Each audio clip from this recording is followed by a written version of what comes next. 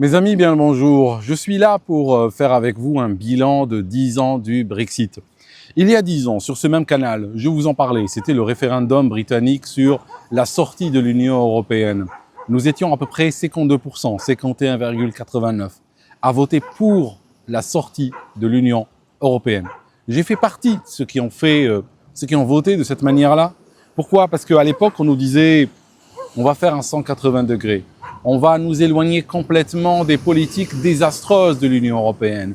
On va reprendre le contrôle de notre souveraineté, puis avec ceci, on va pouvoir agir dans l'intérêt de la nation au lieu d'agir selon des ordres complètement ahurissants qui nous viennent de Bruxelles et contre lesquels on ne peut rien faire. Eh bien, aujourd'hui, 10 ans plus tard, qu'est-ce qu'on peut dire? Déjà, à titre personnel, j'ai quitté le Royaume-Uni quand beaucoup de gens l'ont quitté et quand beaucoup de gens continuent à le quitter pour protéger leur famille, leurs enfants, leur santé mentale, leur santé physique, leurs finances, leur travail d'un pays qui est en train de s'effondrer sur tous les plans.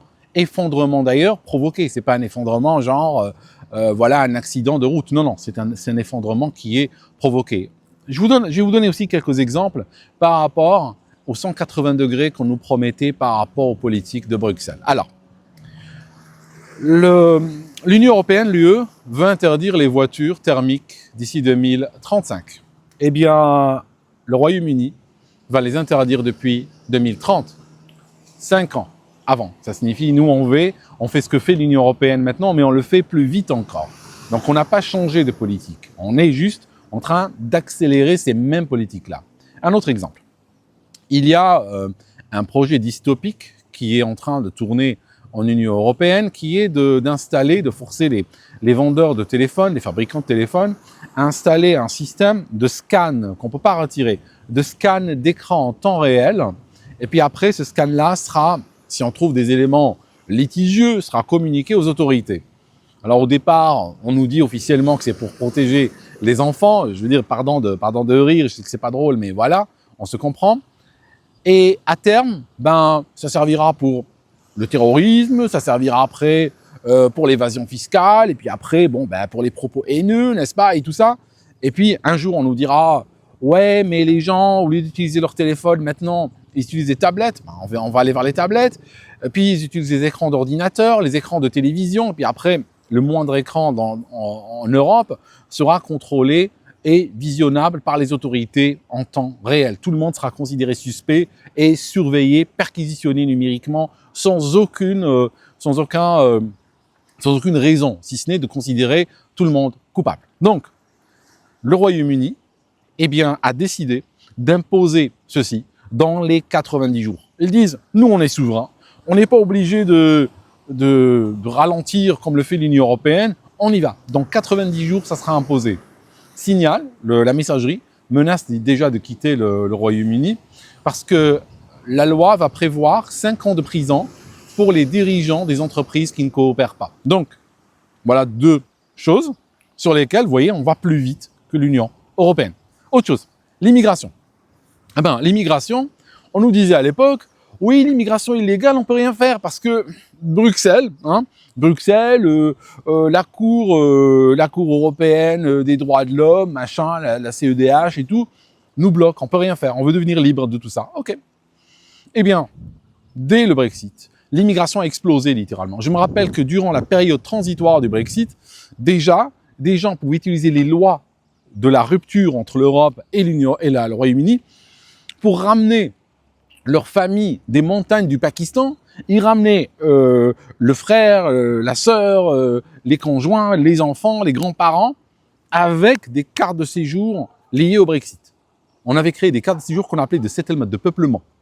Vraiment, de peuplement. On ramenait des gens en masse et ceci ne s'est jamais démenti depuis. Ça signifie, aujourd'hui, on est en passe, tellement on a de migration illégale, on est en passe d'avoir notre premier milliardaire du logement du migrant. On a un gars qui achète des hôtels en difficulté avec l'argent des contribuables et il loge dedans des migrants payés par l'argent du contribuable. Les champs payés 500, 600 GBP la nuit, d'accord, livres la nuit. Donc, c'est en train d'exploser. Je vous rajoute encore autre chose. Aujourd'hui, nous avons près d'1 million de jeunes qui sont sans travail. Dans beaucoup, on sent même sortis de l'université, pardon, et puis n'arrivent pas à trouver de travail, du tout. Du tout, du tout. Alors ils finissent par s'acheter un vieux vélo et puis aller livrer des repas pour des enseignes comme Uber Eats, c'est similaire. Des gens avec bac plus 6, soit restent à la maison, soit livrent des repas à domicile contre quelques centimes et un peu d'argent, un peu de tips, quoi, un peu de pourboire. Eh bien aujourd'hui, hier seulement, le Royaume-Uni a déclaré qu'il va financer, attention, à hauteur de 6 000 € chaque entreprise par personne qu'elle ramène depuis l'étranger. Donc, une entreprise peut chercher quelqu'un depuis l'Inde, par exemple, et puis elle va obtenir des subventions avec ceci. Donc, on va subventionner aujourd'hui la crise, on va la rendre pire encore, alors que des jeunes locaux n'arrivent pas à travailler. Ok ? Donc, en parallèle, donc sur ce qu'on a gagné, on n'a rien gagné du tout. On a gagné les lois européennes, la mentalité européenne appliquée encore plus vite. Quant à la CEDH, je vais te dire un truc. Les tribunaux britanniques sont pires que ceux de l'Union européenne. Je te donne quelques exemples sérieux, tu peux les googler si tu ne me crois pas. Et je m'attends à ce que certains ne croient pas, mais cherchent. Il y a par exemple un criminel albanais qui a dit au tribunal au Royaume-Uni d'immigration qu'il ne peut pas partir, on ne peut pas l'expulser parce que son fils préfère les nuggets de poulet vendus au Royaume-Uni.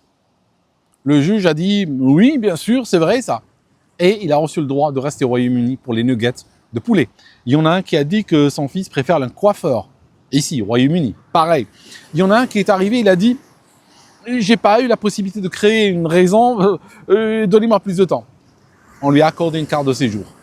Du moment que n'importe quel criminel refuse son expulsion et part au tribunal, il peut dire n'importe quoi, ou même ne rien dire du tout. Il sort avec une carte de séjour. Je ne parle pas de la Cour européenne, je parle de la Cour au Royaume-Uni. D'accord ? Donc, ce que nous avons gagné, c'est les lois européennes, mais en puissance 10 et plus rapidement. Autre chose. Ce que nous avons perdu. Les Britanniques ont perdu la liberté de circuler dans 27 pays. Ça signifie qu'aujourd'hui, c'est plus possible d'avoir une retraite misérable, hein, la retraite au Royaume-Uni est misérable, et d'aller vivre par exemple en Espagne ou en Grèce. C'est terminé tout ça. C'est plus possible d'aller travailler ailleurs si le marché dans ton pays s'est effondré, le chômage de masse, on a le chômage de masse, l'inflation, tout ça. Eh bien, si tu veux partir et fuir tout ça en Union européenne, tu peux plus. Tu es obligé de rester sur l'île. Il y a une île prison et les gens sont obligés de rester dessus. Je suis pas en train de me plaindre pour moi. J'ai assez de passeports dans un tiroir pour aller où je veux. C'est pas ça. Je suis en train de te parler. Je subis pas ça, moi. Mais je suis en train de te parler, donc pas de ma situation, mais de millions de gens au Royaume-Uni qui aujourd'hui sont emprisonnés, sont emmuraillés sur cette île-là, qui peuvent pas partir juste comme ça. Ok ? Donc, autre chose. Autre chose, je voulais te dire. Un truc important, c'est que si tu regardes, moi je suis anti-Union européenne, bien entendu, sauf que je suis en train de constater clairement que Brexit a voulu dire pour nous plus d'Union européenne, voilà, donc on peut le constater au jour le jour, d'accord. Ce que les Britanniques ont perdu, quand je t'ai dit, ils ont perdu la liberté de circuler alors que les migrants illégaux l'ont gagné. Hein, il y a plus de migration illégale chez eux alors que aujourd'hui ils vont, je sais pas moi, ils voyagent à Paris, ils voyagent à n'importe où en Union européenne. Ils attendent avec tous les passeports. Donc, ils font des files, des fois, durant les vacances. Ils se retrouvent à attendre pendant 3 heures. Et puis, on regarde leur passeport page par page. On leur demande s'ils ont un billet de retour, etc. On peut tout faire parce que aujourd'hui, un passeport britannique au Royaume-Uni, enfin, un passeport britannique en Allemagne ou en France, c'est comme si tu pointais avec un passeport du Nigeria ou de l'Australie ou de la Nouvelle-Zélande. Je veux dire, tu n'as strictement aucun droit spécial. Tu arrives, on peut te laisser rentrer, comme on peut te dire, de dégager. Et pour trouver du travail et tout, oublie. Donc, il y a autre chose aujourd'hui que j'aimerais qu'on considère. C'est que je suis contre l'Union européenne. Beaucoup de gens ici sont contre l'Union européenne, c'est bien. Maintenant, il y a une chose que tu n'as pas le droit de faire. Tu as le droit de dire que tu es contre l'Union européenne. Mais tu n'as pas le droit de dire que l'Union européenne n'existe pas. Et voici notre problème. C'est que le raisonnement que j'ai tenu en 2016 avait une faille. La faille, c'était l'Union européenne va bientôt s'effondrer. De toute façon, il vaut mieux sortir. 10 ans plus tard, ni elle s'est effondrée, ni elle est sur le point de le faire. Elle peut s'effondrer un jour, dans 10 ans, dans 20 ans, dans 30 ans. Hein, rappelle-toi, l'Union soviétique a tenu, je ne sais plus, mais 60 ans en plus. Donc, ça ne va pas s'effondrer juste comme ça. D'accord? Premièrement. Deuxièmement, il y a une chose, je disais que tu n'as pas le droit de dire, c'est que l'Union européenne n'existe pas. Pourquoi? Quand tu quittes l'Union européenne, parce que je t'ai parlé jusqu'à maintenant des choses qui sont de la faute des autorités britanniques.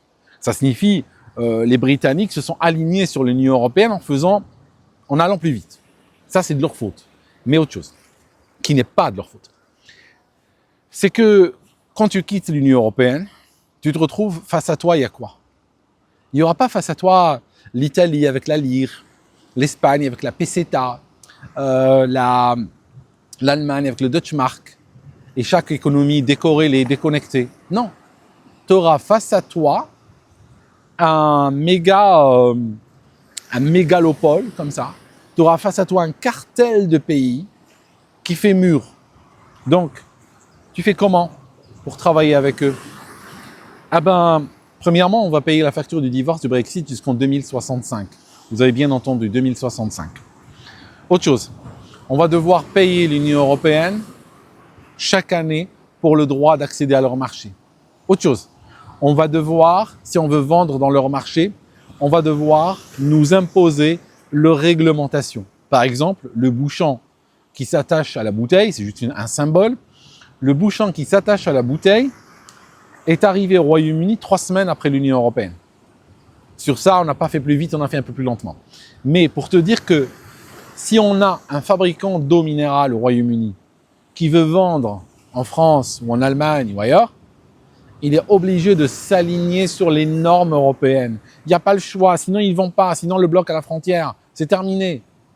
Ou bien ce qu'il peut faire, c'est tenir 2 chaînes de montage, 2 machines, 2 types de machines, 2 types d'employés, tout ça, et puis fabriquer pour le Royaume-Uni, fabriquer pour l'Union européenne, ça ne marche pas comme ça coûterait trop cher. Donc, qu'est-ce qu'on fait? On se retrouve avec des usines, avec des ateliers, avec des producteurs de toutes sortes de produits qui sont obligés de s'aligner sur les normes européennes. Par réalisme, tout simplement. Ils peuvent dire non, on ne s'aligne pas sur... Nous, on est souverain. Bon, bah, t'es souverain, tu gardes ta marchandise. C'est ça le problème. Si on décide de ne pas nous aligner, on ne vend pas en Union européenne. C'est aussi simple que cela. Donc voilà, on est coincé. On est coincé sur tous les plans. Donc, ça a été, d'une part, aujourd'hui, 10 ans plus tard, on est dans une situation d'échec par rapport à ça. En même temps, je peux te dire un truc, je peux te dire peut-être une bonne nouvelle, dans tout ça, il y a quand même une bonne nouvelle, c'est que probablement l'Union européenne est devenue légèrement meilleure quand le Royaume-Uni est sorti. Parce que une union, c'est la somme, c'est la moyenne, c'est la somme divisée par le nombre, c'est la moyenne de tous ses membres. Donc, une fois que le Royaume-Uni sort, on réalise que c'était un pays jusqu'au boutiste, un pays obsédé par le climat, obsédé par les réglementations, obsédé par la bureaucratie. Donc, j'imagine que l'Union européenne est devenue marginalement meilleure, quoi. C'est tout. C'est la seule bonne nouvelle de cette vidéo aujourd'hui. C'est ce que je peux te dire. Alors, c'est quoi les solutions pour nous en tant qu'individus? Je peux t'en parler. Je suis pas venu là pour te dire bon bah voilà, regarde comme c'est foutu, merci, au revoir, bonne nuit. C'est pas mon but. Je suis dans le réalisme. Mais je vais te dire un truc. Je pense qui peut nous aider tous. Avant, première chose qui peut nous aider. Le sponsor de cette vidéo, c'est meilleurjob.com. Il fabrique un outil qui permet de postuler de manière spontanée chez énormément de compagnies parce qu'ils ont un outil, un crawler qui sait trouver énormément d'emplois qui ne sont pas nécessairement listés sur les plateformes traditionnelles comme LinkedIn, Indeed et autres. Et aussi leur système, leur moulinette permet automatiquement de booster la candidature en réécrivant le CV à chaque fois pour l'envoyer vers les recruteurs. Donc, je te donne leur lien, je te donne aussi un code ALDO50 qui permet d'utiliser leur service CandiBoost pour obtenir 50% durant le premier mois donc de ton abonnement.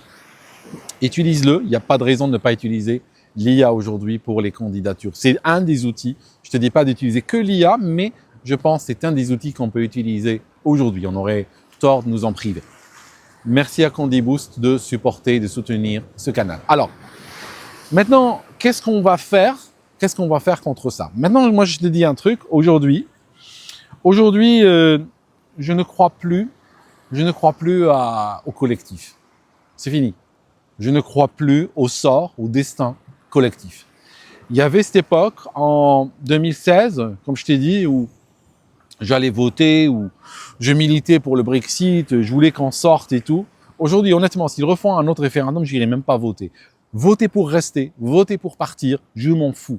Ils ont les, si aussi c'est pour finir avec les mêmes détraqués, tu vois ce que je veux dire. Je préfère au moins aller plus vite quand je voyage, au moins aller plus vite à travers les bornes de frontières, quoi. Hein, voilà, tout prendre. Essaye au moins de trouver un petit peu d'intérêt pratique dans tout ça. Mais pour te dire, il faut décorréler sa vie de celle de la nation. C'est ce que tu peux faire. C'est la seule manière d'échapper aujourd'hui. N'attends pas que dans ton pays, qu'il soit France ou autre, qu'il y ait soudainement un homme providentiel qui va sauter en parachute, qui va arriver comme ça au milieu de l'arène, et comme ça, durant ton vivant, tu le verras changer les choses et réparer 40, 60 ans, un siècle d'errement, un siècle de destruction. Tu le verras comme ça, le réparer, et puis t'es heureux et tout. Non, c'est fini tout ça. C'est fini, ça n'existe pas, d'accord? Ça n'existe pas, ça n'existera pas. Il faut arrêter tout ça. Ça, c'est du niveau de la gamine qui lit la bibliothèque rose et puis qui commence à attendre un prince charmant dans sa vie. Ça n'existe pas, ok? Donc, il faut décorréler sa vie. L'une des décorrélations les plus radicales, c'est ce que je suis en train de te montrer, c'est l'expatriation. Décorrélation radicale. Je pars. Après, ce qui arrive pouvait déclencher une guerre, ruiner le pays, devenir un trou à rats dystopien, ça ne changera rien à ma vie. Ça, c'est la décorrélation la plus brutale. Il y a d'autres manières de décorréler également. Il y a d'autres manières. Mais aujourd'hui, réfléchis à ton cercle le plus proche. Ça veut dire toi, ta famille. Oublie les histoires les grands discours de nations et de machin. Oublie tout ça. Tu vas juste perdre des années de ta vie et tu vas finir par morfler en voyant d'autres profiter de ton désespoir et profiter de tes angoisses et profiter de tes inquiétudes et de ton pays, etc., etc. Juste arrête de penser à ces gens-là. Décorrélez. Je pense que c'est la chose la plus importante aujourd'hui. Voilà mes amis, sur ce mot-clé de décorrélation, dont on parlera plus en détail si vous le souhaitez. Il y a d'autres moyens. Je ne vous dis pas, attention, je ne suis pas en train de vous dire que l'expatriation est la seule manière de le faire. Je vous dis l'expatriation est la manière la plus radicale de le faire. Mais il y a d'autres approches, on peut en parler si vous le souhaitez. Voilà mes amis, merci d'avoir regardé cette vidéo jusqu'ici. J'espère que le coucher de soleil derrière vous a plu. Il y a de magnifiques couchers de soleil dans ce pays. Et puis, on va se voir dans la prochaine vidéo. À très bientôt.